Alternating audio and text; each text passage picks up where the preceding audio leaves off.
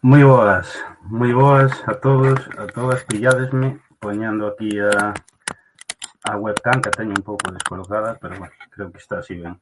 Bueno, moi boas a todas e todos, vexo que xa estades entrando neste novo directo. Nada, un directo que é o primeiro que fago dende casa dende hai case 3 meses, porque a semana pasada estivemos no convento de Santa Clara conversando con Miguel Anxo Fernández de Lores, un directo que te subido en YouTube, que eu recomendo moito tanto pola panorámica como pola imaxe, o lugar e os temas que tratamos, non?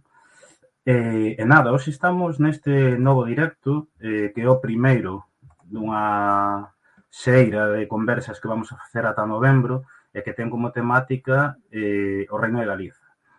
En colaboración co Departamento de Cultura da Deputación de Lugo, impulsamos unha campaña de visibilización do reino que vai tocar distintas historias, distintas temáticas, distintos períodos que podedes ver, deixei aí no chat a programación en orgullogalego.gal, podes ver a programación, os temas que vamos a tratar, tanto a nivel de conversas, artigos, vídeos e TikTok, etc., e que comezan hoxe con esta conversa, non? Antes de darlle paso, nada, dicirvos que, para que non o poida ver en directo, para quen saibades eso, que non pode estar no directo, non o poidades ver enteiro, vai quedar subido en YouTube. En principio, mañá, máximo venres, estará subido en YouTube e poderase ver en calquera outro momento. Nada, como digo, a programación está subida na nosa página web, divulgarémola tamén nos próximos días, a finais de semana vamos a sacar xa a imaxe gráfica para as redes sociais. Nada máis, hoxe, a conversa de hoxe ten como título O Códice Calistino, a música no camiño de Santiago na Idade Media, o Reino de Galicia como centro de peregrinación. Sabedes que un título moi completo que daría moito para falar, non? E para este tema temos como convidada a Eva Moreda. Bueno, ela naceu na Veiga, en Asturias, é escritora en lingua galega e é profesora titular de musicoloxía na Universidade de Glasgow. E vai ser a persoa que conversemos hoxe sobre un tema tan interesante. Entón, voulle dar paso a ver si comezamos. Aí está. Hola. Hola, boas noites. Boas noites.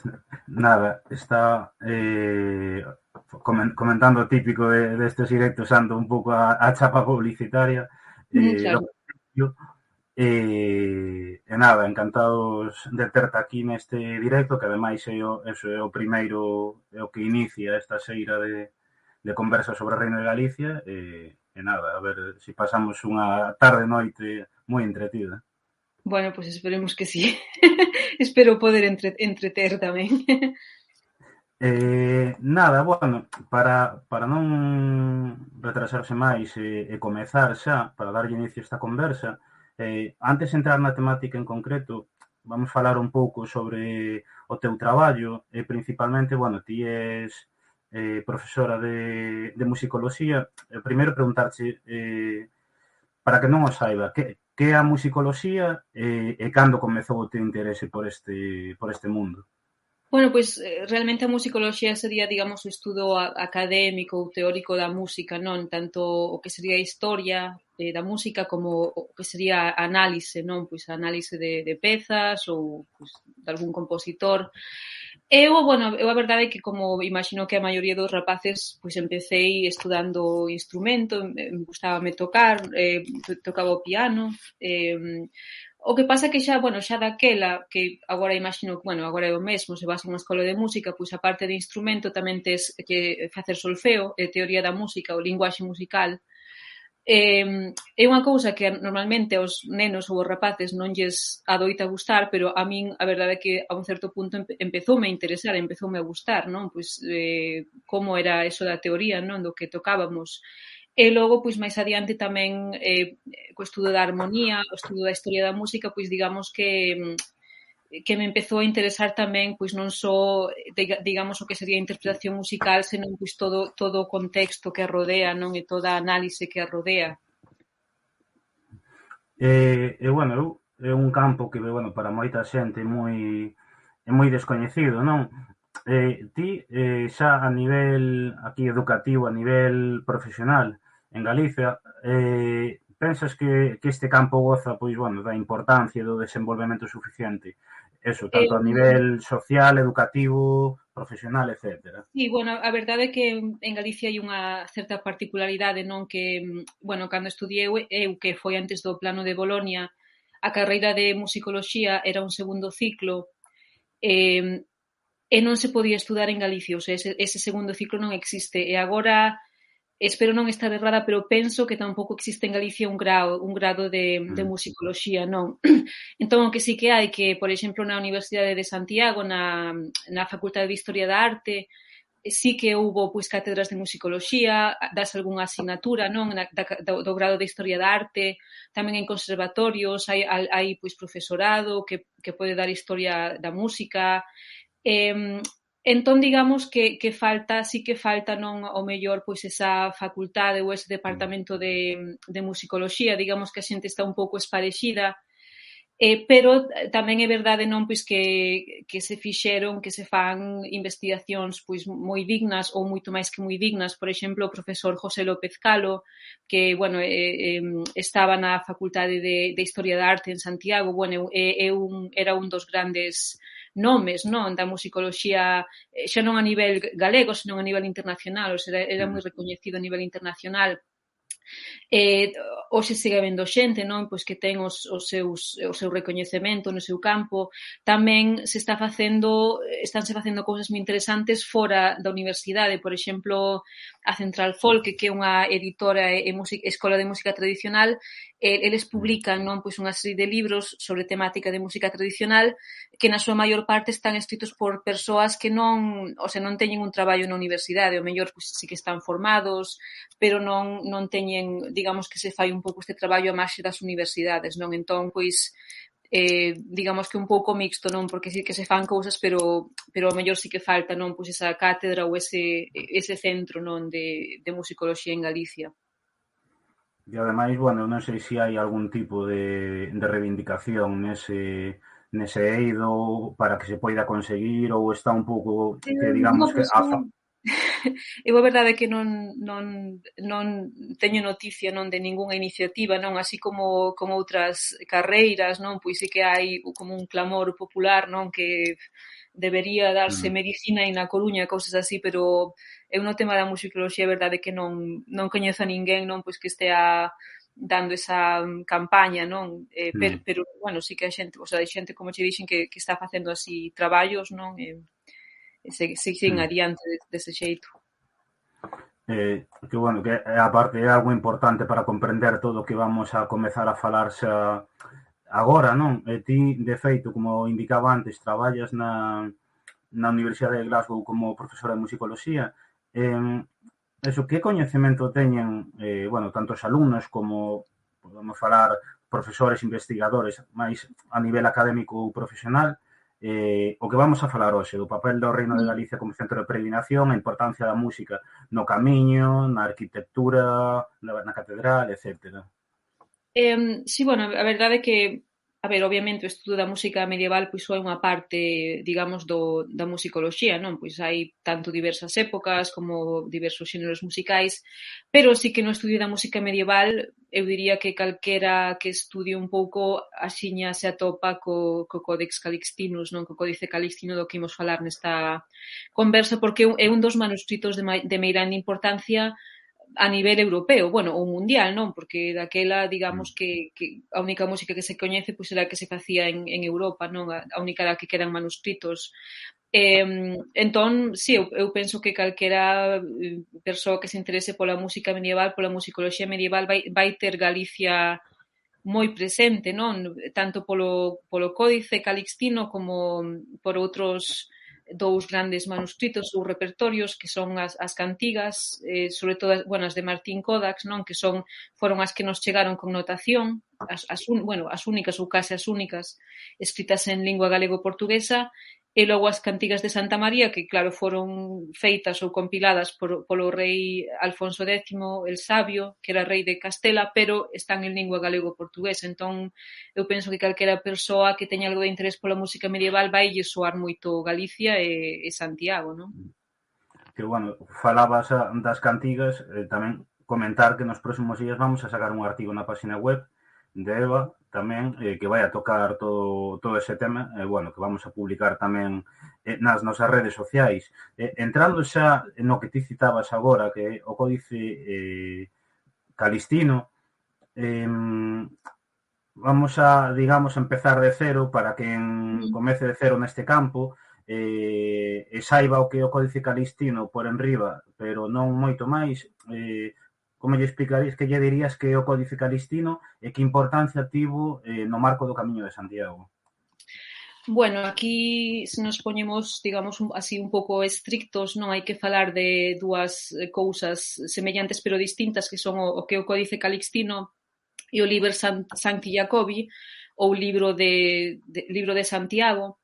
Entón, digamos que o Liber Sancti Jacobi é o que o contido do libro, non, o texto, mentres que o códice é o obxecto material, é a copia. E claro, obviamente, do mesmo contido, non, podemos facer diferentes copias. Entón, o códice, esa copia específica, non, pois que se atopa na Catedral de Santiago. Claro, obviamente estamos falando nun momento en que non existía imprenta, se copiaba todo a man, entón, pois claro, cada copia pois pode ter diferencias, pode ter discrepancias, non? Entón, iso é interesante tamén. O que sería o Liber Sancti Jacobi, digamos, o que sería o libro contido, pois é un libro, un documento que se compila a mediados do século XII, o sea, cando as peregrinacións a Santiago están pois empezando a despegar, xa hai un certo auxe.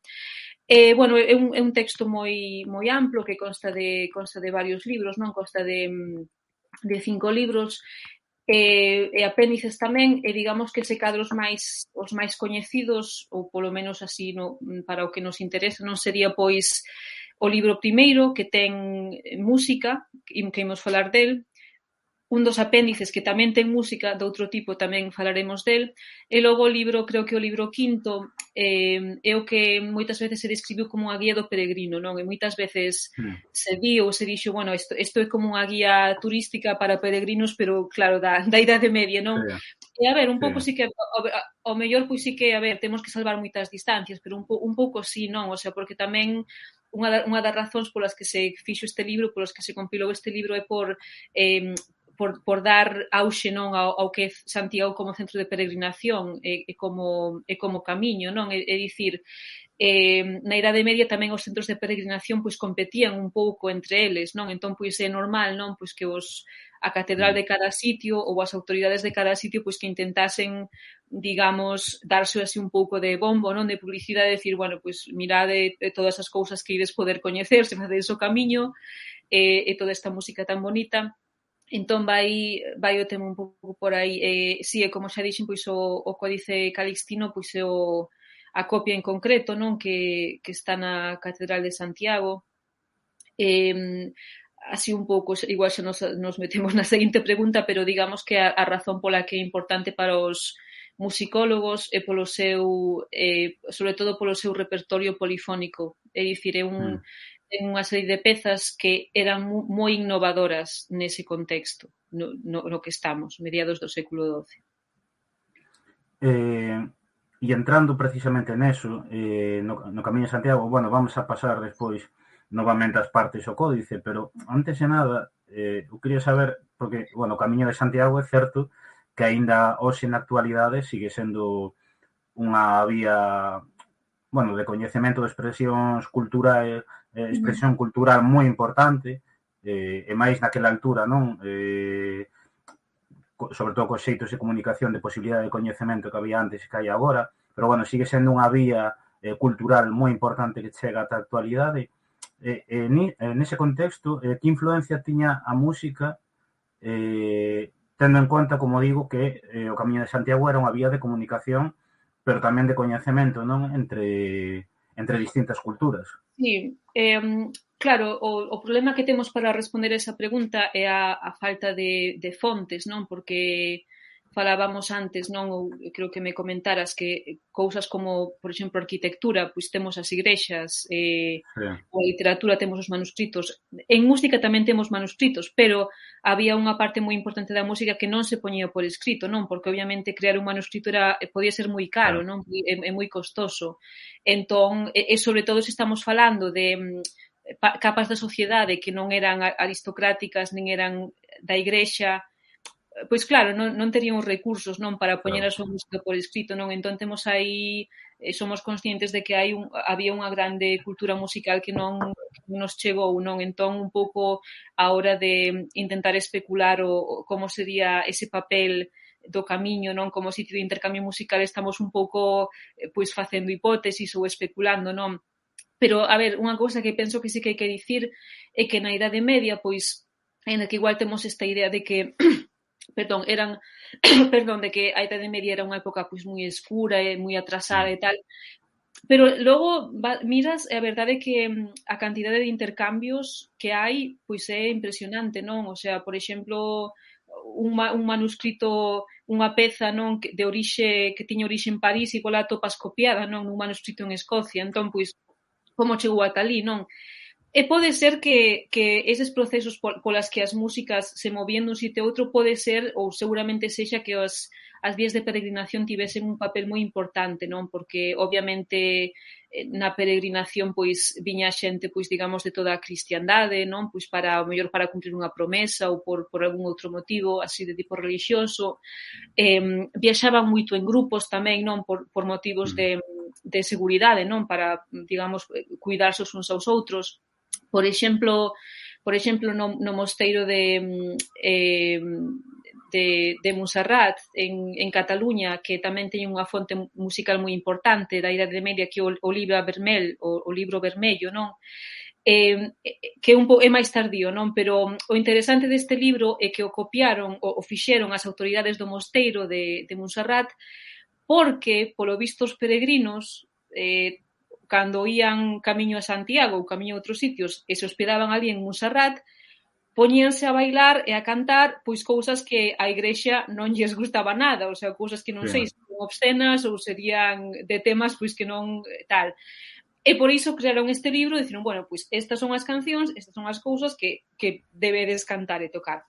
Pero claro, o que nos di este episodio, o que nos fai ver é que estes grupos de peregrinos, pois sí que tamén seguramente a música e a danza sería unha parte importante, non, da experiencia de estar en colectivo, non? Pois de ir descansar ou mesmo de, non sei, o mellor, pois eso, camiñar xuntos.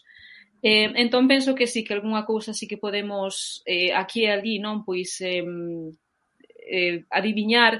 Tamén outro tema, por exemplo, como xa che dixen antes, pois sí que hai diversos centros de peregrinación en toda Europa que intentan sempre pois un pouco competir entre eles, intentan darse un pouco de publicidade. E un dos xeitos que tiñan para iso, que tamén poderemos falar deste tema con respecto a Santiago, é pois desenvolvendo a súa propia música litúrxica, non? Entón, pois sí que ás veces atopas, bueno, pois é que esta parte da liturxia de, non sei, de San Marcial, parecese un montón a esta outra, a deste outro sitio, non? Entón, pois seguramente que se copiasen entre eles, non, que circulasen tamén os cantos deste xeito, non, a través do camiño. Volvendo un pouco ao que falábamos antes, pero intentando entrar un pouquiño máis no que son as partes, sobre todo eses apartados musicais do códice. Eu entendo que, bueno, claro, resumilo nuns minutos é moi complicado, pero para que non as coñeza, non sei se nos podes facer unha pequena introducción un pouquiño máis un pouco detallada, pois, de cada parte e, bueno, e os tipos de repertorio que ten.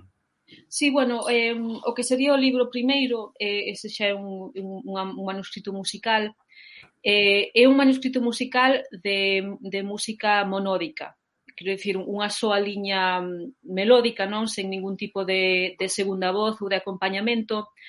Entón, é un libro pois de canto litúrxico, non? Un pouco o que o mellor hoxe coñecemos como canto gregoriano, que realmente é só un tipo de canto litúrxico, é máis, pero por darvos unha idea, non, do tipo de música que sería, non, pois canto gregoriano, así por dicilo así de xeito breve.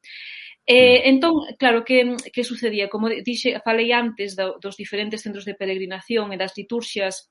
Entón, penso que a primeira cousa non que debemos se cadra pensar é que hoxe en día, se imos a unha misa, pois seguramente haxe algún tipo de música, non? Algún tipo de himno ou de canción, pero na Idade Media pois había moito máis, o sea, a importancia da música na litúrxica era moito meirande, non? Había moitas máis partes cantadas, imagino que durarían moito máis as misas, duraban moito máis, non, de feito, entón, nunha misa que temos? Pois nunha misa temos o que se chama o propio e o ordinario, non? Entón, o ordinario da misa son as partes que se cantan en todas as misas, o sea, independentemente da época do ano, do lugar, o sea, por exemplo, o Gloria, o Credo, o Santus, pois son cousas que en todas as misas hoxe obviamente recítanse, máis que cantarse, pero están aí. Pero logo hai a outra parte, é o propio, que digamos que son aqueles cantos que están determinados pola ocasión e polo contexto. Entón, por exemplo, pois se hoxe a festa de, non sei, de San Marcial, pois hai determinados cantos pois que falan de San Marcial e das cousas que facía ou das intercesións que pode facer por nós. Entón, isto é o que se vai pois cantar na misa de hoxe. Ou, por exemplo, non ten por que ser un santo, pode ser, pois, o día de Nadal, pois tamén cantamos, pois, hoxe nace un neno, todo isto. Neste primeiro libro do Códice Calixtino, temos unha serie de misas para festividades propias da Catedral de Santiago, non? Obviamente, a que nos sonará máis ou a que tal sería a do 25 de xullo, non? Pois o 25 de xullo cantaríanse cada ano na Catedral, pois estes cantos. Tamén hai outra festa que é a do 30 de decembro, tamén se facía unha festa de Santiago, o sea, aí porque había dous ritos que, ao final quedaron así os dous un pouco en paralelo. E logo tamén pois outros santos, non, que se veneraban, non, eu penso que mesmo agora pois en Galicia seguramente cada vila ou cada aldea teña o seu patrón, pero logo hai pois outros santos, perdón, que pola razón que sexa pois se lles rinde así un pouco máis de culto, non? Entón, pois, é unha parte, pois, obviamente interesante, pero non é, digamos, a máis interesante ou non é a que máis atención atraeu por parte dos musicólogos, senón que a parte que máis atención se lle dedicou foi un dos apéndices que é de música polifónica. Entón, si, pois ten unha serie de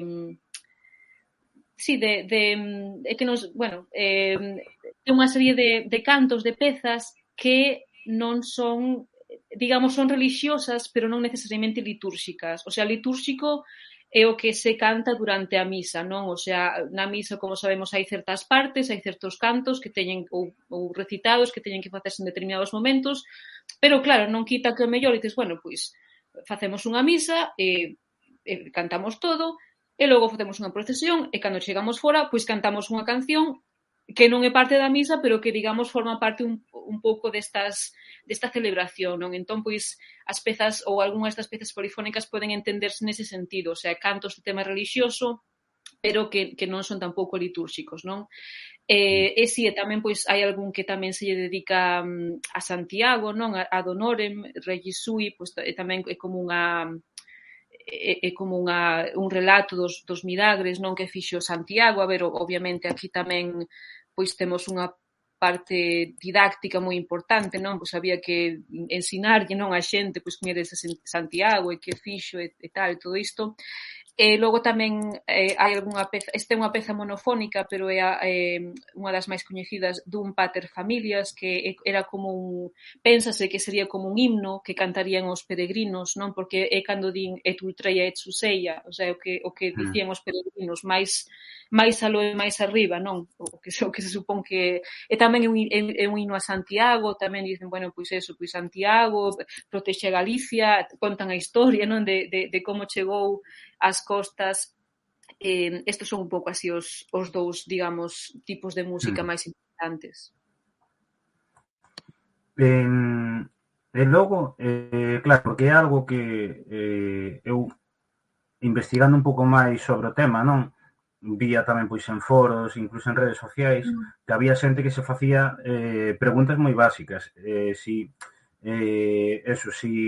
Sobre todo de si eran cantos populares tamén dos peregrinos, si eses cantos populares os peregrinos tiñan algún tipo de vínculo con cantos de carácter máis litúrxico, non? Entón, un pouco que nos podes explicar sobre isto? Sí, a ver, aquí isto tamén é, digamos, como un grande debate, unha grande pregunta da musicoloxía, non? Porque, a ver, obviamente temos que ter en conta, como expliquei antes, non? Que desde o momento que tes un manuscrito de música, podes imaginar que foi feito pois por xente dun certo estatus social, non? Pola igrexa ou por unha corte, por un rei, ou máis tarde por mercaderes, pero non por un señor que viva nunha cabana, sabes? Obviamente porque non tiña medio.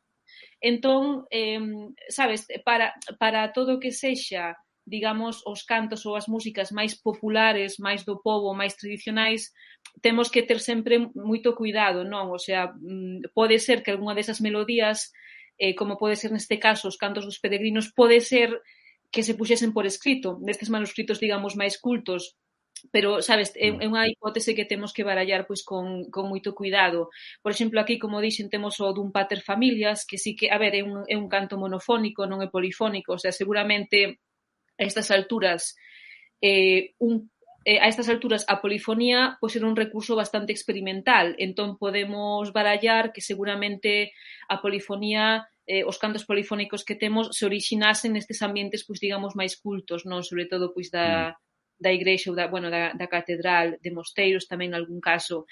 O canto este dun pater familias, sí que, é monofónico, o sea, só ten unha liña vocal, pode ser que sexa así un pouco máis estrófico, sabes, que teña así unha forma máis dada á memorización, ao canto colectivo, ten a frase esa, xa dixen, ultreia suseia. Entón, pode ser que fose unha cousa que cantasen os peregrinos e que na catedral dixeron, pois imos poñer isto por escrito.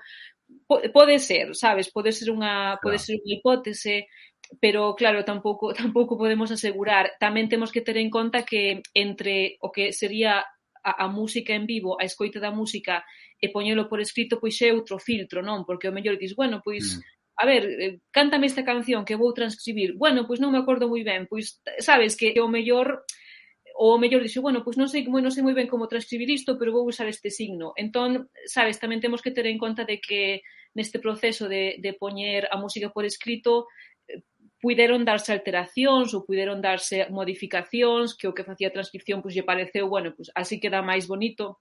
Entón, todas estas cousas son as que temos que valorar, non? Pois cando nos enfrontamos a estes tipos de músicas máis populares.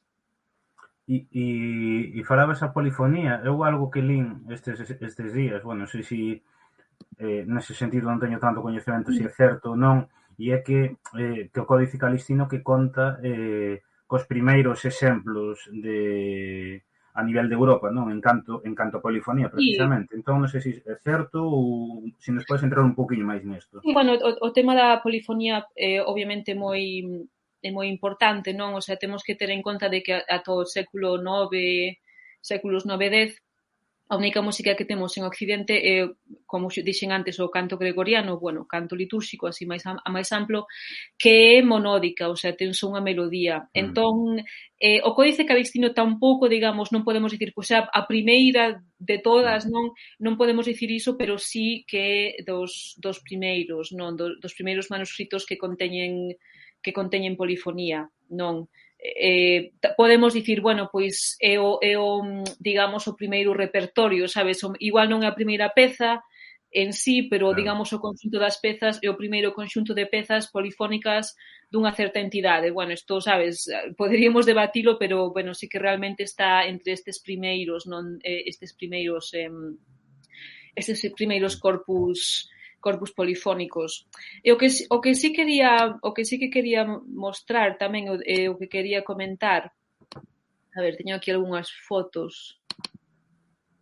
Eh, sí. Entón, a ver, obviamente obviamente, cando a polifonía empeza, os primeiros exemplos que temos son de dúas voces, non? Porque se partes dunha voz de monodia, pois o máis fácil será dúas voces, non? Mais que dicir, pois imos facer 10 voces ao mesmo tempo. Entón, se os primeiros exemplos son de dúas voces, as pezas polifónicas do Calixtino son a dúas voces, excepto por unha que vos vou mostrar. Pero isto tamén é polémico, Isto é con Gaudeam Catholici, o Catholici. Bueno, aquí o que podedes ver, vedes o C, este grande, con Gaudeam. En riba do C, pois hai dous tetragramas, neste caso, porque son de 4 liñas, non? O sea, vedes 4 liñas, e logo hai como unha liña así verde que o separa, e logo, pois, outras 4 liñas.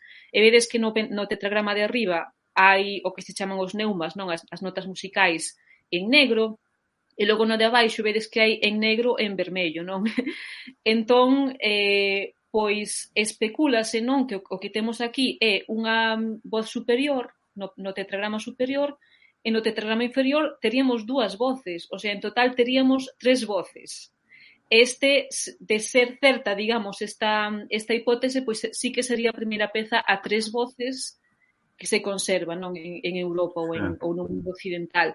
Pero, a ver, tampouco xa dixen que isto é como unha hipótese, non? Porque non sei se podedes ver que digamos que os puntos vermellos e os puntos negros están estructurados un pouco como en espello, non? O sea, temos, por exemplo, na voz de arriba na, na, na, na, e na de abaixo na, na, na, na, o sea, un pouco cando a voz de arriba sube, a de abaixo baixa, e cando a voz de arriba baixa, a de abaixo sube, non? Entón, van un pouco como movéndose en espello, non? Creo que, por exemplo, aquí na liña de abaixo, pois igual é máis fácil de ver.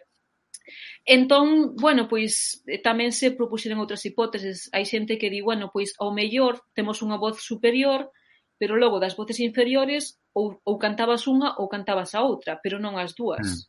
O sea, como xa dixen, pois non é tampouco certo, non, pois que sexa este o primeiro exemplo a 3 voces. Podería ser, non, pero claro, estamos falando de hipótesis realmente, non é nada a ciencia certa, digamos.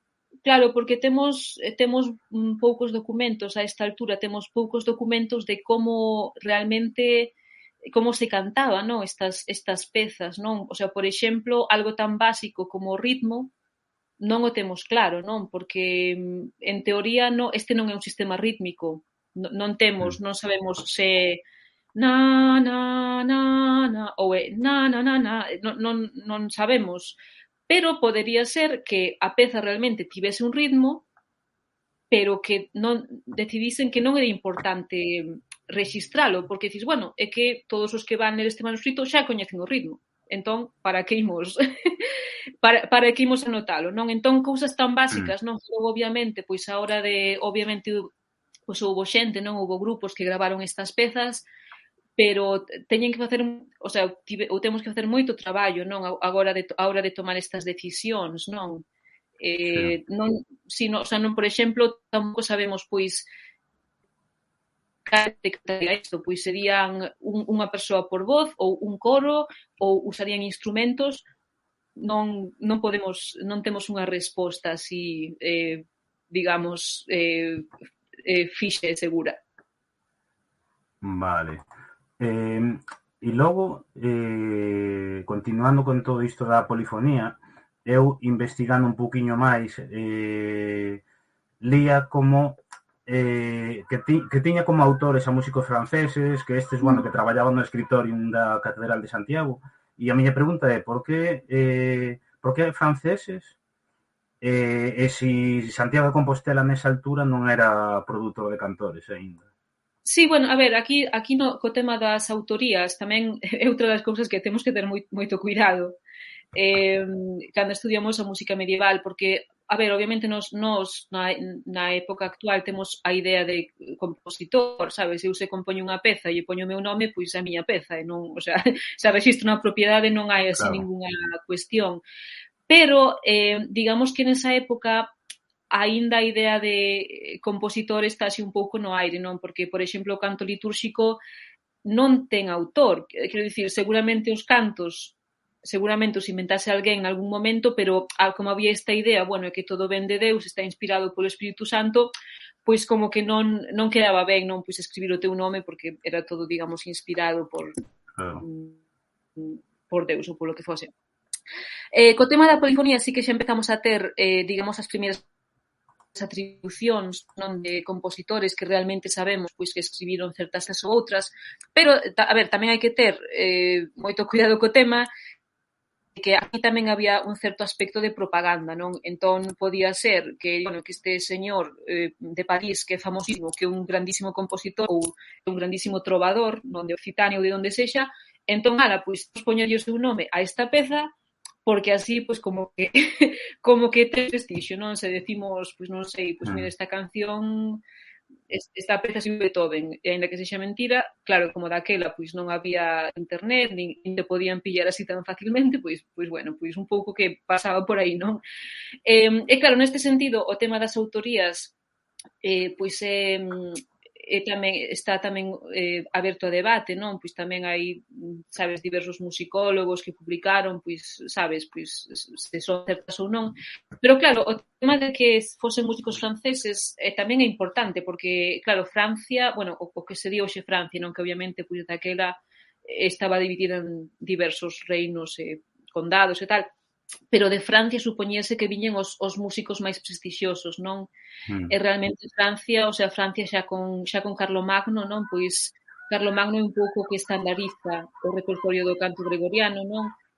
Había moitos os tratados que temos, gran parte deles veñen de Francia, logo a polifonía, digamos, tamén a Escola de Notre Dame tamén é de Francia, Trouvers, trovadores tamén, entón, digamos que Francia neses séculos iniciais da Idade Media ten moitísimo prestixio e está moi recoñecida pois como centro de desenvolvemento musical, non? Que todas as innovacións pois van vir de París ou tamén do que sería hoxe Occitania, sur de Francia.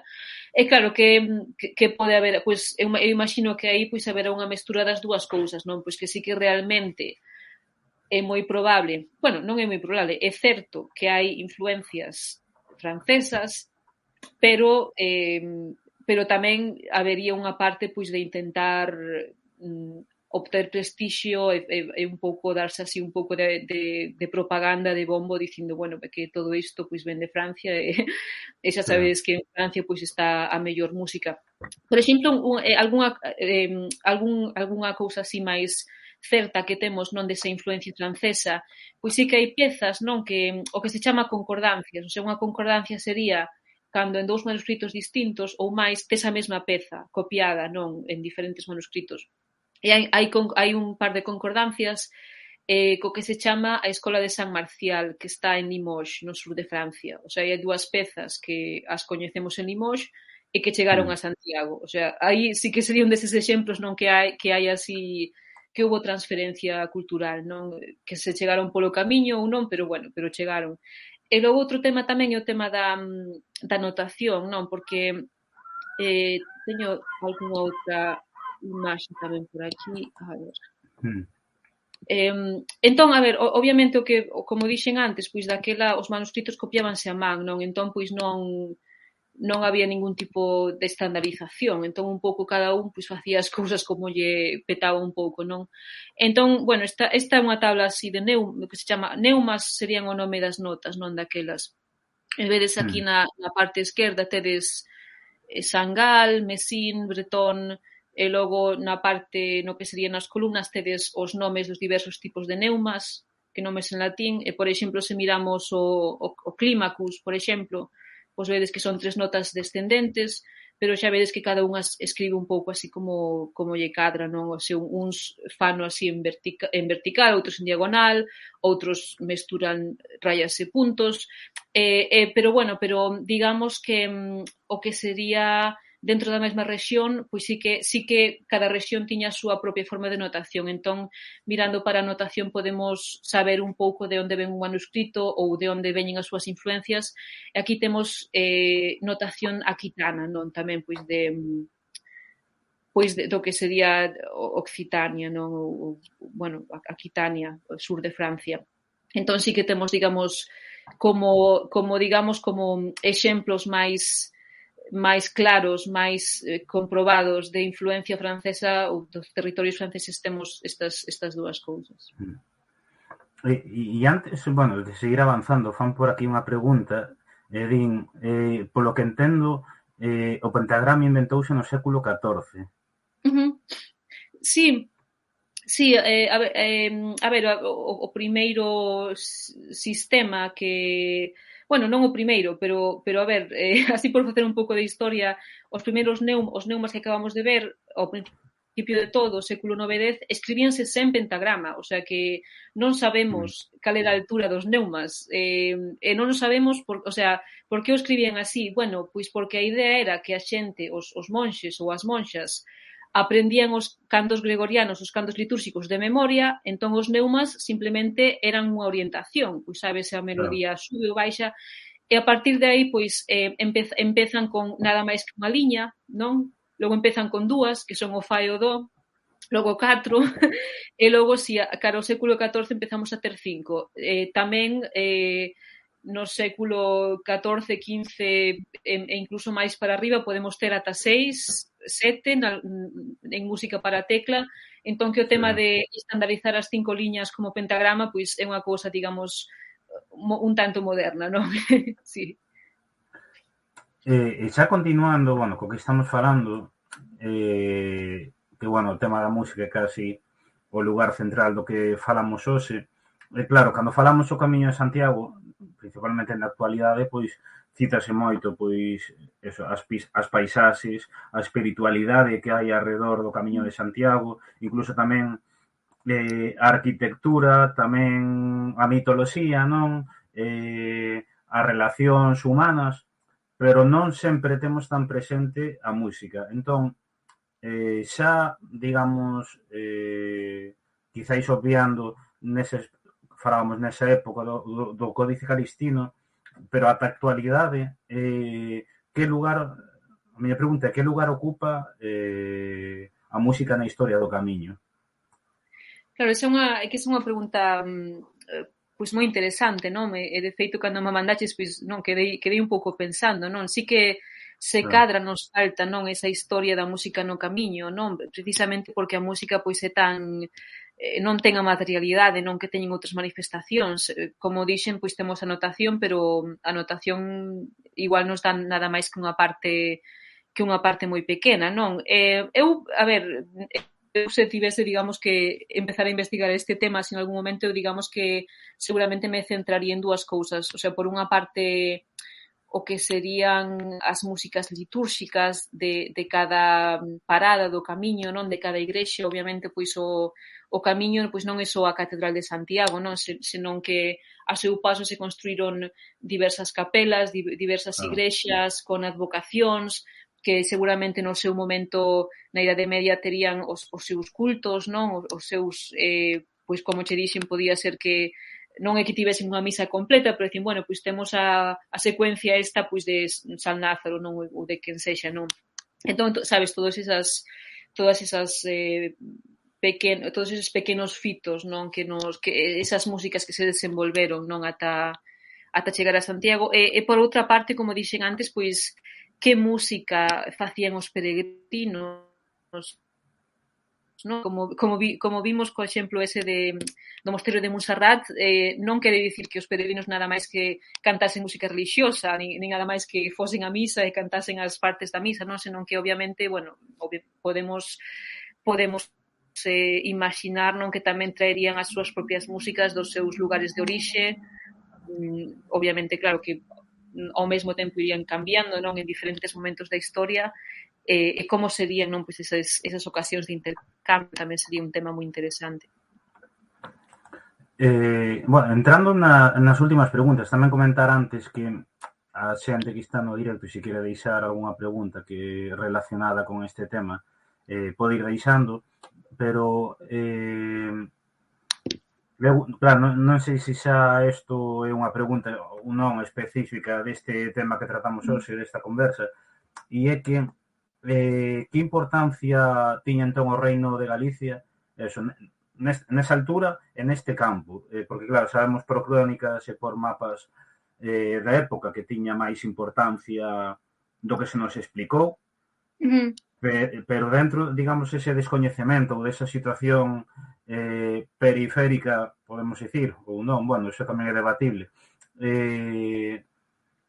A nivel de música, podemos saber algo máis se nos referimos ás cantigas medievais? Non sei se me estou Sí, explicando ben. bueno, a verdade é que sí que obviamente as cantigas son dunha fase un pouco máis tardía, non, que o Códice Calixtino, non? O sea, xa estamos no século Sí. XIII, incluso xa meténdonos un pouco no XIV.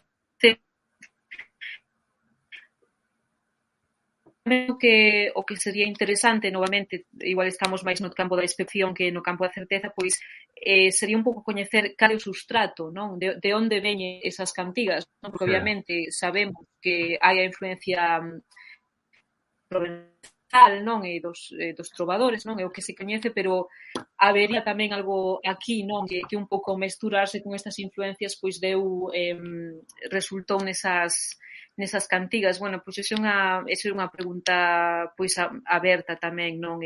Novamente, por exemplo, con Martín Kodax, que isto tamén está no artigo que ides publicar, pois tamén hai investigadores que especulan, cantigas de Martín Kodax que falan por unha muller, non, que espera o seu amante, non? Que hai unha presencia moi importante da natureza, non? De, estou nunha illa, no mar, ou ao lado do mar, tal. Pois hai investigadores que pensan que estas poderían derivarse de cantos populares por mulleres, non? Entón, pois sería outra cousa que habería aí que se fixo que quedou un resto nas cantigas. Novamente xa che digo, pois non temos a certeza, tampouco é unha hipótese pois máis ou menos atractiva. Logo tamén outro tema tamén, que se está un pouco empezando a investigar agora, pero tamén descoñecido, é pois contra o final da Idade Media tamén temos o desenvolvemento das cidades, non? E tamén aí pois aparecen, ocasionanse pois novas formas de música, non? Os mercados, o que se os mercaderes, os burgueses, non? Os blans, así a xente das vilas tamén organizan as súas propias ocasións para facer música. Por exemplo, temos o que se chamaría, en inglés chamase os civic minstrels, que serían como bandas cívicas, urbanas, ministriles, sería así en español ou en castelán. E claro que tamén tiñan por obxeto, non, pois un pouco darse un pouco de propaganda a si mesmos, non? Como, é que mira, somos tan ricos que podemos pagar estes ministriles. Entón, creo que tamén sí que se poden adiviñar ou especular algunhas cousas por comparación, non, con outros contextos, non? E que dices, ti dis, pois se as cidades empezan a desenvolverse, pois non sei, eu penso que sería moi extraño que non houvese ningún tipo de actividade musical nesas cidades, non? Algo tería que haber, non? E ao mellor esas comparacións con outros sitios nos poden dar unha pista, non? Para ver o que podería estar sucedendo. E xa, meténdome unha vez só no artigo que vamos a publicar nos vindeiros días, tamén esas cantigas en galego-portugués tamén reflexan a importancia e o prestixio que tiña o idioma galego-portugués nesa altura, non? Sí, a ver, é que hai tamén un cambio, eu creo que moi importante, non, de paradigma, non? Porque nós, por exemplo, hoxe en día, non, pois cando nos planteamos escribir unha obra literaria, pois normalmente o facemos na nosa lingua materna ou a que consideramos, non, que é a nosa lingua materna, como xeito de expresión, non, de compromisos, e cada tamén, sabedes ou sabes que no sistema literario galego, sobre todo, pois escribir en castelán pois pode acarrear certa polémica, non? Pero na Idade Media, pois non, digamos que esta identificación entre lingua e nación pois era un pouco diferente, non? Entón, pois, por exemplo, centrábanse máis noutras cousas, non? Por exemplo, o que sería o francés antigo, a langue d'oil, e sobre todo o provenzal, a Languedoc, pois foron os que realmente colleron moito prestixio, non? Para escribir poesía trovadoresca. Entonces, pois outros trovadores, poetas doutras partes de Europa que escribían neses idiomas, que non era o seu lingua materna, vale, pero sabes, pero era simplemente pois como unha lingua de expresión literaria. Obviamente o latín tamén, o sea, os textos do Códice Calixtino dos textos polifónicos están en latín, pero era o latín a lingua materna dos que os escribiron. Eu penso que estas alturas pois xa non, xa hai moito tempo que o latín pois non tal. E claro, e o galego tamén pois sí que colleu non pois unha certa zona tamén non como lingua literaria. Hai un non lembro agora o nome do trovador, pero hai un poema trovadoresco que cada estrofa está nunha lingua diferente, o sea, entre todas as linguas que colleron prestixio como linguas de trovar, pois, o sea, cada estrofa está nunha lingua, o sea, que non sei, igual a nos se nos fai un pouco extraño, non? Dicir, bueno, pero como vou escribir nunha lingua que non é a miña? Pero eu penso que na Idade Media, pois, pensaban de outro xeito, non, nestes temas. Claro. E antes de entrar nas últimas preguntas, algo que me viu agora a cabeza, que non sei, posiblemente non teña nada que ver, pero falabas, eu non sei se creo que era no artigo que está por publicar das rimas e, bueno, de outras cuestións que tamén teño lido. Eu poderíamos enmarcar dentro de todo isto ou non ten ningún tipo de relación o que na actualidade chamamos como regueifas?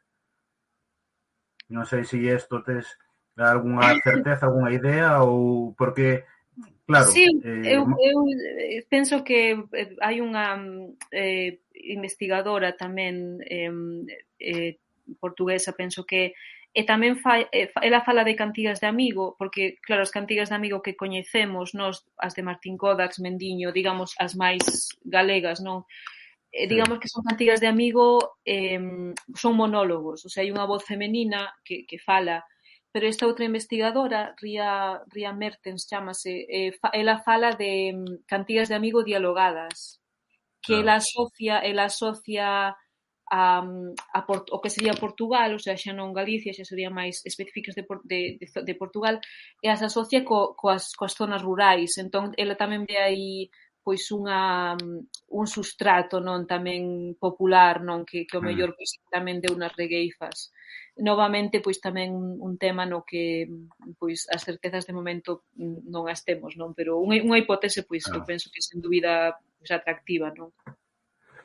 E xa mudando de tema e entrando, porque claro, nós cando vamos ou cando unha persoa visita a Catedral de Santiago, é moi probable que a maioría da poboación pois teña unha visión máis superficial do que unha obra tan grande, non? Pero claro, se entramos logo nos pequenos detalles, hai 1000 mundos por descubrir.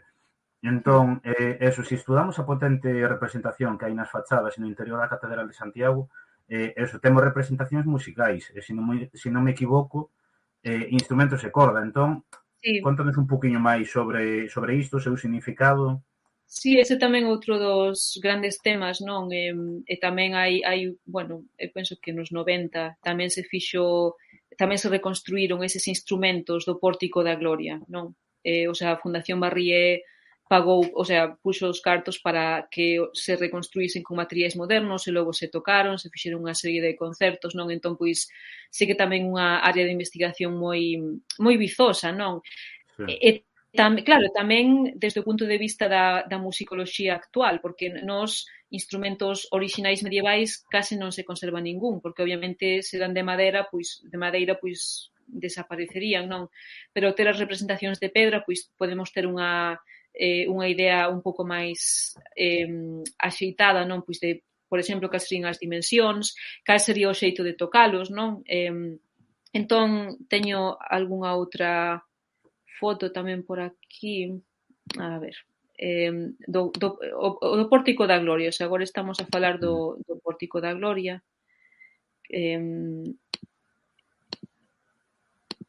Entón, a ver, que é o que temos no Pórtico da Gloria? O sea, no Pórtico da Gloria temos os 24 anciãos, o sea, o Pórtico da Gloria representa non o grande xuízo final. E na parte de arriba, o sea, aquí vedes pois a figura de Cristo, pois rodeado por profetas e tal. E na parte de arriba, pois tedes os 24 anciãos do Apocalipse, con instrumentos. Un tema que me parece moi interesante, porque ás veces lles preguntas non aos alumnos, pois que están a facer, que están a facer estes señores? Pois están tocando, non están tocando, están afinando. Eso é moi interesante, non? Porque non os vemos tampouco en actitude así de tocar aínda, están un pouco falando uns cos outros, así argallando nos instrumentos. Sí, entón están afinando. Sí que é certo, non? Que temos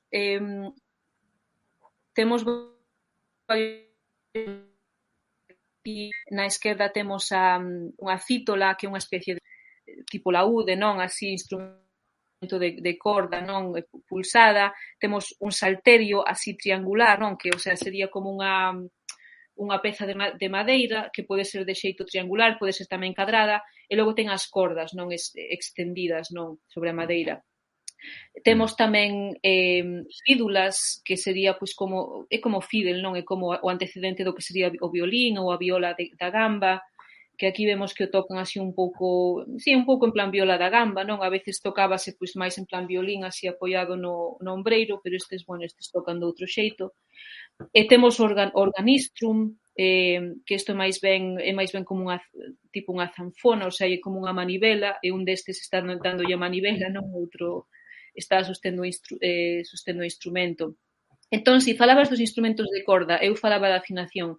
O sea, por que é importante isto? Porque, a ver, nós obviamente hoxe en día, antes dun concerto, pois afinamos, claro, para que soe ben, para que quede bonito, pero hai que pensar que na Idade Media, realmente na Idade Media todo é moi simbólico, non? E todo ten o seu significado. Entón, en torno á afinación, pois tamén había unha serie de discursos, non? Filosóficos, teolóxicos, o sea, todo o que é a afinación, pois ten un pouco que ver por unha parte, digamos, coa armonía do universo, as esferas, pero tamén, digamos, coa armonía entre o home, ou a muller e o creador, o sea, non é simplemente pois afinar como fenómeno acústico, senón que ten todos estes discursos filosóficos ao seu alrededor. E co tema das cordas, claro, tamén pasa que os instrumentos de corda realmente é onde mellor se pode ver como funciona a afinación, porque ti colles unha corda, a fas vibrar e produce un certo son. Se pos un dedo na metade, pois tes unha octava máis alta, o sea, as proporcións, digamos, poden estar moito máis claras que o mellor pois nun instrumento de vento, ou, bueno, no órgano, cos tubos tamén se pode ver ben, pero digamos que estas proporcións matemáticas están máis claras, o sea, tamén toda esta visión filosófica teolóxica ten unha parte matemática moi importante, non? O sea, hai moitos escritos, non? Sobre como funcionan todas estas proporcións, o sea, entre matemático, filosófico, teolóxico, musical, que claro, para nós é unha cousa pois que nos pode resultar bastante allea, non? Sí, entón, claro, temos aquí a estes señores afinando, e un pouco así a explicación que se lle dá, di, bueno, é que están afinando porque vai comezar, non, este concerto, vai comezar esta nova era que é, pois, o que pasa despois do xuízo final, non? Que supoño é que, pois que a xente que foi boa, pois vai disfrutar no ceo, e os que non foron tan bons, pois, bueno, pois van ir para outro sitio, non? Pero entón sí que hai como esta idea de dicir, bueno, pois afinamos todo, acordamos todos estes instrumentos para este novo orde, non? Que está a chegar. Entón, esta é unha idea. E eu xa pregunta dende a total ignorancia, parte do Pórtico da Gloria existen representacións musicais nalgúna outra parte da Catedral de Santiago? Pois na catedral, a verdade é que agora mesmo non o teño así moi, non se me ocurre así ningún exemplo en concreto. O que sí que ao longo de todo o camiño en diversas igrexas atopamos ideas similares, non as do Pórtico da Gloria. Por exemplo, na Catedral de Ourense tamén unha idea similar, non, de anciáns ou digamos, os ancianos do sí. Apocalipse afinando, non? Entón, este outro exemplo, non, de influencia, non? O sea, digamos que a influencia do Camiño na música non é simplemente as pezas en sí, senón que tamén é, digamos, esta idea, non? Que realmente nos fala de como se entendía a música, non? Na Idade Media. A verdad que é un tema interesante, claro, eu ibache preguntar se existe documentación ou existe información que se poida acceder máis sobre isto, pero imagino que en cuanto ao Pórtico da Gloria en concreto, nas visitas guiadas, imagino que se falara lóxicamente máis detalladamente de todo iso. Sí, a verdade é que, bueno, hai un pero na página da Fundación Barrié, pois normalmente adoitan ler bastante documentación dos proxectos que fan, o sea, seguramente. Coítache un pouco...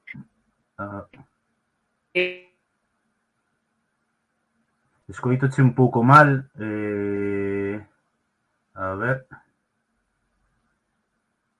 Non sei se me escoitas, se és capaz... Sí, eu a ti sí.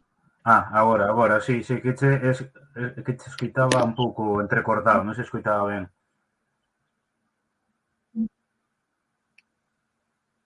Bueno, agora eu xa escoito. Agora ben, sí.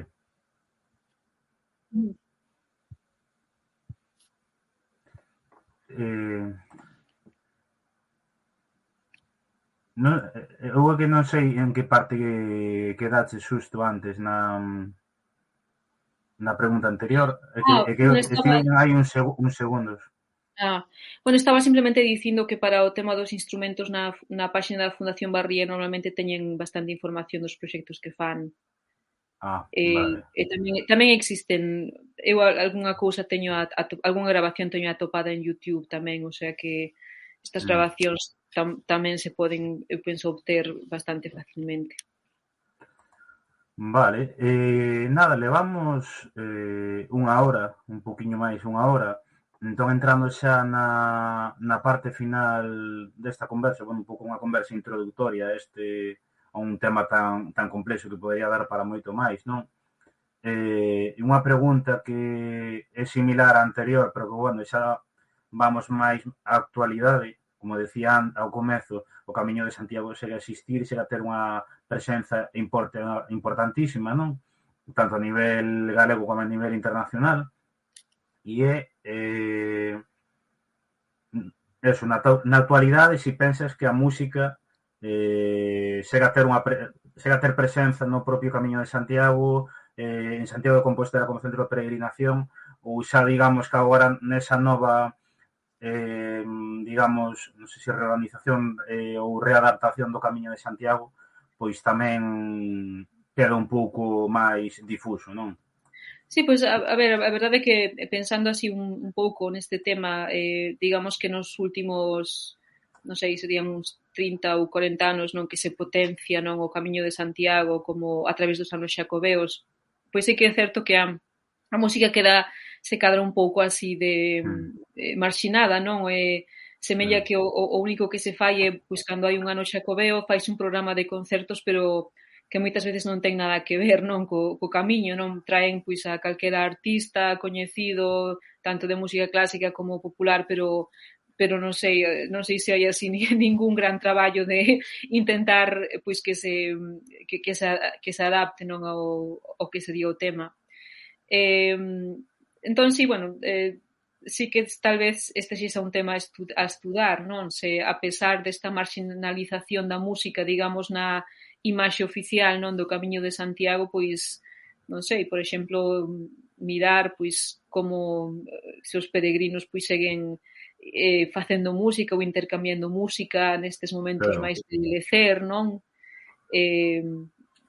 Claro, eu supoño que haberá que ter en conta tamén, claro, o contexto, non? Entendo que, claro, ahora é radicalmente distinto hai séculos, agora o acceso á música é tan simple como ir no Camiño e poñerte uns auriculares con música, entón Claro, igual iso é máis o que pasa, non? Que, o sea, que música se escoita para acompañar o camiño, non? Igual se nos puxésemos a investigar atopábamos así algunha sorpresa. Pero claro, sí que é certo que claro, mellor no século XII ou XIII, pois a única oportunidade que tiñas de saber que música se estaba facendo en Francia, pois era se atopabas a un claro, músico francés así de compañeiro de albergue, pero claro, hoxe, pois nada, vas ao YouTube ou Spotify e claro, está todo aí, o sea que sí. claro. Entrando xa na última pregunta, se non hai ninguna máis da xente, entrando xa na última aí, que queda, unha pregunta moi xeral, así, que queda por estudar e descubrir neste campo relacionado co camiño, bueno, a Catedral de Santiago do Reino de Galicia como centro de peregrinación que aínda é, se iso no campo da musicoloxía aínda queda moitísimo, moitísimo por estudar ou incluso tamén o que decías antes, cuestións que non se saben que son así o 100% e que queda moito, polo tanto, por investigar. Sí, claro, a verdade é que estamos un pouco limitados non polas fontes, non? Quero dicir, o mellor mañá se descubre outra fonte e, bueno, e podemos, non sei, coñecer novas cousas novas non da música que se facía no Reino de Galicia, pero sí, a ver, o que eu penso que sí que aínda hai temas non que se poderían tratar, por exemplo, bueno, por darche un exemplo bastante específico, como dixen antes no códice, as pezas que se traballaron máis foron as polifónicas, porque claro, eran como a novidade, non era o innovador Claro, naquela época, pero tamén as monofónicas, pois, bueno, pois tamén merecen atención, non? E ver, pois, e tamén, pois, como expliquei antes, o estudio deste tipo de repertorios tamén nos poden dar algunha pista dos intercambios musicais, porque como xa dixen, bueno, igual dices, bueno, pois esta mesma peza, pois a temos aquí en Inglaterra e aquí en Bélxica, entón a ver, pois como chegou ata ali, non? Ao mellor podemos trazar un pouco, non? Pois como sucederían eses intercambios. Algo que digamos bueno, na musicoloxía máis anglosaxona internacional está digamos máis asentado, non? Pois é o que sería o estudo do que sería pois a historia social da música, non? Por exemplo, a verdade é que a musicoloxía nas súas orixes pois centrábase o mellor en estudar o que é o repertorio, non? As obras, as pezas, pero co tempo chegou un interés, bueno, pois estas obras, pois en que contexto se tocaban, como se tocaban, que é o que a xente pensaba delas, claro. que tipo de significados non se lles apoñían a estas pezas. Se cadra aí sí que pois quedaría non pois algo de traballo que facer, non? O sea, por exemplo, estas pezas non do Calixtino, non? Pois en que contexto se tocaban, que tipo de músicos o tocaban, eh, que tipo de prestixio, non? Que tipo de estatus non tiñan estes repertorios, porque xa digo que a polifonía daquela era pois unha cousa bastante nova, bastante experimental. O sea, tamén pode ser que, bueno, que estas cousas son a vanguarda da vanguarda, non? Pero o Mm, mellor é un grupiño moi pequeno, non? Que se interesa por isto, non? Que está moi metida nesta escena, pero o mellor pois había outros públicos que non lles interesaba para nada, non? Tamén outro tema que de feito, bueno, empecé un pouco a pensar nisto cando estaba preparando o meu artigo e esta charla era, bueno, nós, claro, coñecemos Reino Medieval de Galicia, bueno, temos Códice Calixtino, temos Martín Codax, temos as Cantigas de Santa María, pero tamén sería interesante ver como estes diversos mundos musicais pois se comunicaban entre sí, ¿no? Porque, claro, nos estudamos repertorio profano, repertorio sacro, pero, sabes, un señor que era que estaba na Catedral de Santiago e que o mellor cantaba monodia ou polifonía, non sei, ao mellor cando saía da catedral, pois escoitaba música de xoglares, sabes, claro, que non estos repertorios tampouco eran compositores estancos, ou alguén como sí, Martín Codas, pois Martín Codas eu imagino que non era alleo ao que sería o canto litúrxico ou mesmo a polifonía, o sea, porque, sobre todo o canto litúrxico non, porque era como a base da música, non? Entón, se cadra tamén, pois, sería interesante ver, pois, sabes, máis que os repertorios ou as partituras, pois como era, digamos, a experiencia musical mm, vivida non dos oíntes. Sí. Pois nada, a verdade é que con esta reflexión tan interesante eu non teño máis preguntas pola miña parte, entón como xa levamos máis ou menos unha hora e cuarto, se te parece ben deixámolo aquí e nada, por a miña parte agradecerte que puidéramos contar contigo para este proxecto de divulgación do Reino de Galicia, que aparte, bueno, como decía antes, vais extender ata o mes en novembro, creo que é un tema moi interesante e que creo que é necesario mergullarse moitísimo máis nel e que eu creo que encaixa moi ben tamén neste ano de Xacobeo. Mm. E nada, eso, simplemente agradecerte e tamén, nada, comentarlle a xente eso, que nós para a vindeira semana vamos a publicar xa o teu artigo e que creo que pode dar continuidade un pouco a todo o que falamos hoxe. Pois moi ben, eu, bueno, se vos interesa o artigo, tamén eu moi, parece moi ben, estou moi satisfeita, espero que, non sei, que aprendesedes algo, que fose algo de interés, non esta charla, claro, son temas bastante complexos, non? Entón, ás veces, Sí. penso que pode ser un pouco difícil entrar neles, non? Sí, agradécenche por aquí polo chat,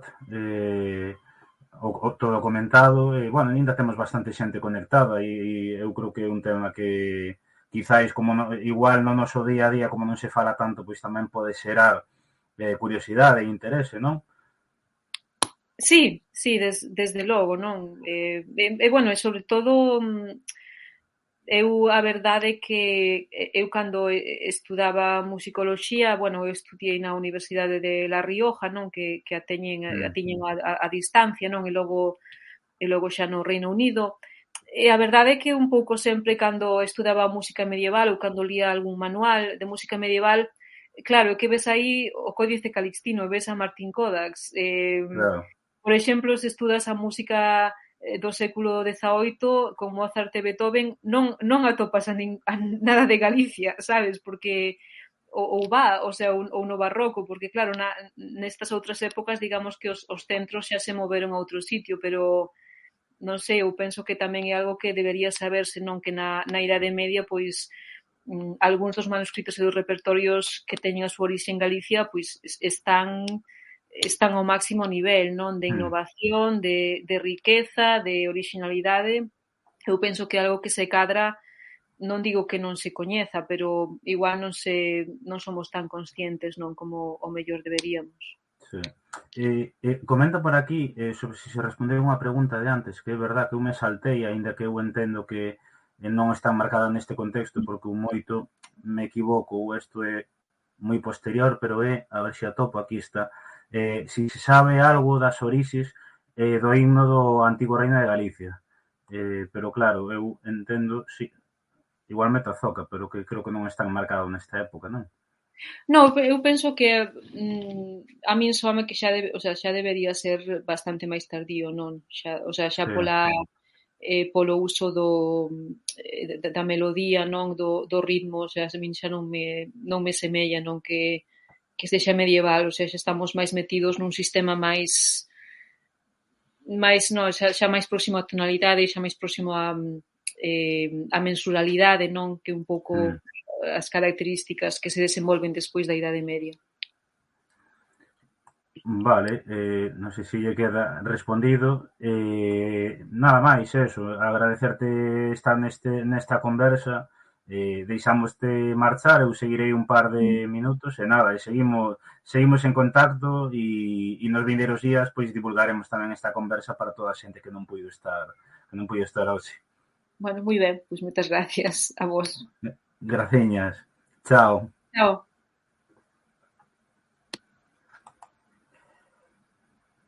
Bueno, aí está, vamos a ver.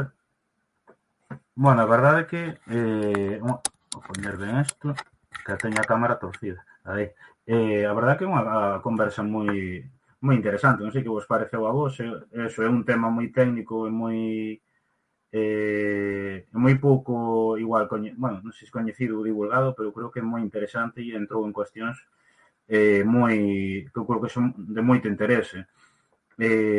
Como decía, a vindeira semana no apartado que vamos ter sobre o Reino de Galiza dentro da página web do Reino de Galicia, vamos ter un apartado específico, vamos a subir aí o primeiro artigo, que, como digo, é un artigo de Eva, que é sobre as cantigas medievais, é un artigo introductorio que eu penso que vos vai a gustar.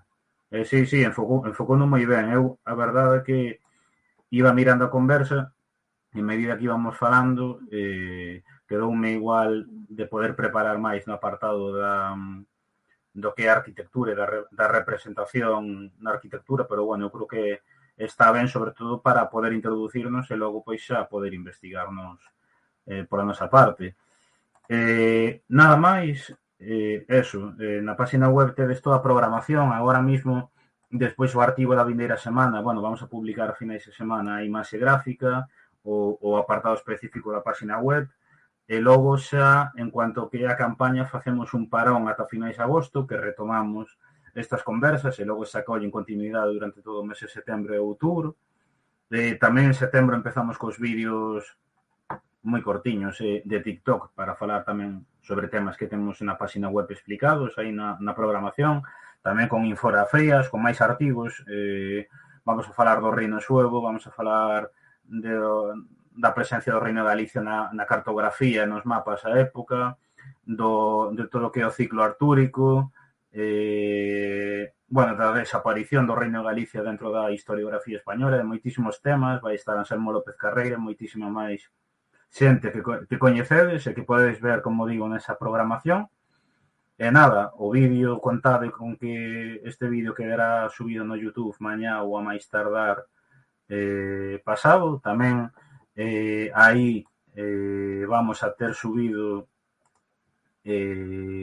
bueno, temos xa subido, de feito, a conversa da semana pasada con Miguel Anxo Fernández Lores que fixemos dende o convento de Santa Clara, e nada máis, animarvos a estar pendentes das nosas redes, porque iremos falando máis este tema, aínda que estes días, por desgraza, estamos casi con un monográfico por toda a situación dos lumes, pero, bueno, podemos, agardamos poder darlle continuidade xa nas próximas semanas, e nada máis. Bueno, comentarvos tamén que o 25 vamos a estar en Compostela cun posto de material, vai ser un posto de material compartido, e vamos a estar tanto na entrada da Alameda pola mañá como pola tarde no festival, así que nada, se estades por ali, xa nos vemos. Entón, nada máis, deixámolo aquí, eso, agradecervos a toda a xente que estivestes conectado neste directo a vosa presenza, e nada, animarvos a estar pendente de todo o que falamos, así que hoxe non vamos a facer raíz, e tamén, bueno, que me esquecía, outra cousa que me esquecía, que este proxecto que está dentro dos fondos de divulgación do Reino de Galicia que impulsou a Diputación de Coruña, pero aparte do noso proxecto hai 19 máis, entón eu animo vos aquí digamos, na Delegación de Cultura da Diputación, que vos informedes nas súas redes sociais, porque hai 19 proxectos de divulgación do Reino moi interesantes e que eu creo que merecen a pena ver. Entón, nada, sí, Alba, eu supoño que nos veremos o Día da Patria. Nada máis, agradecervos a vosa presenza e nos vemos. Chao.